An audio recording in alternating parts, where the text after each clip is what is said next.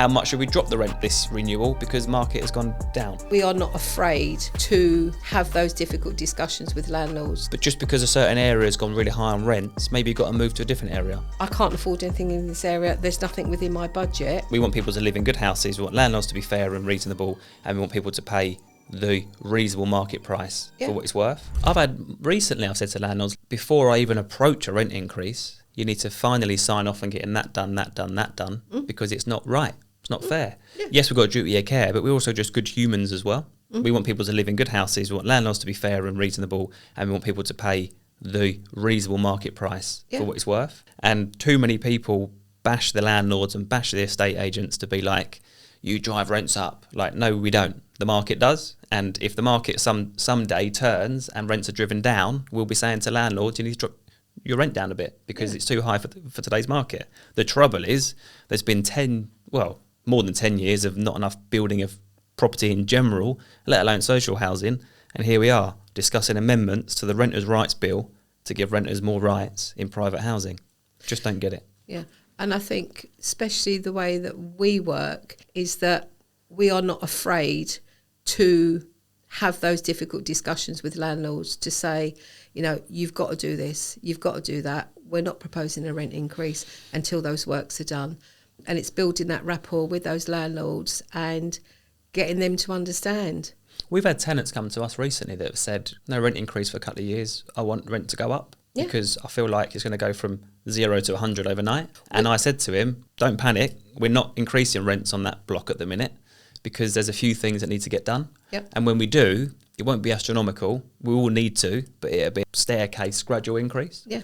And again, it's tenants know that, you know, behind the scenes with all these things happening, you know, things may change for them. And if they are in those situations where they have got to move out, they want to be able to, as I said before, go from a 3-bedroom house that they're paying X amount for to another 3-bedroom house and hopefully still pay the same money or, you know, £50 a month more. Yeah. But if they're too far adrift, they're going to be absolutely screwed. And I am going to get slaughtered for this, but I've got my beliefs and opinions and they come from a good position of wanting to help everybody. But whatever happened to the fact that you just can't afford to live in that area no more? You know, that sounds really harsh, right? Yeah. But just because a certain area has gone really high on rents, maybe you've got to move to a different area. Maybe your budget now allows you that you might need to move more up north. And that's horrible, but it's not the private landlord's problem to keep you in an area that you can't afford.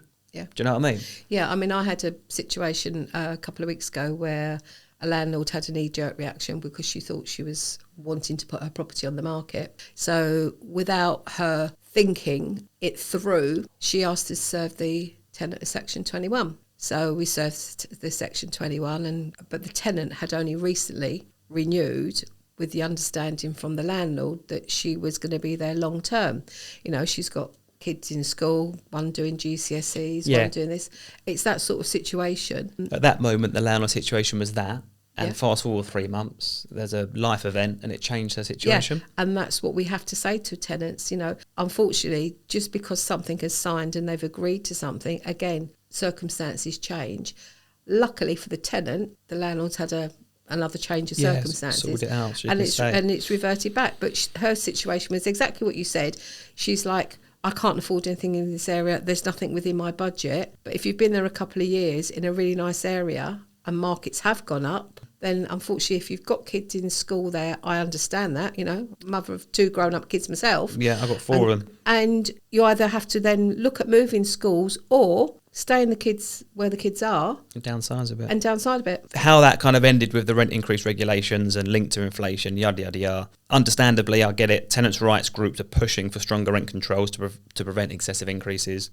The outcome of that so far is that the bill's current provisions aim for market rate increases that can be challenged rather than strict caps, which I agree with. I think if a landlord's trying to take the mick out of a tenant just because they've been there 2 years, they've got 2 kids, they know their kids go to school, and you do get these kind of landlords as well. Yep. I'm not defending all landlords here.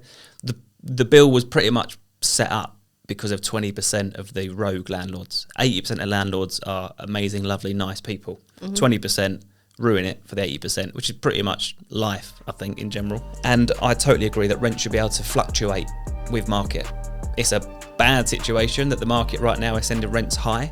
Probably flattened a little bit the last few months, I think. But there'll be a day, let's hope, for tenants, like I said, that it's the other way around. There's loads of properties built, loads of new homes, there's loads more social housing, and the supply gets more, the demand doesn't increase anymore, and rents start to come down. Then it's, how much should we drop the rent this month or this renewal because market has gone down?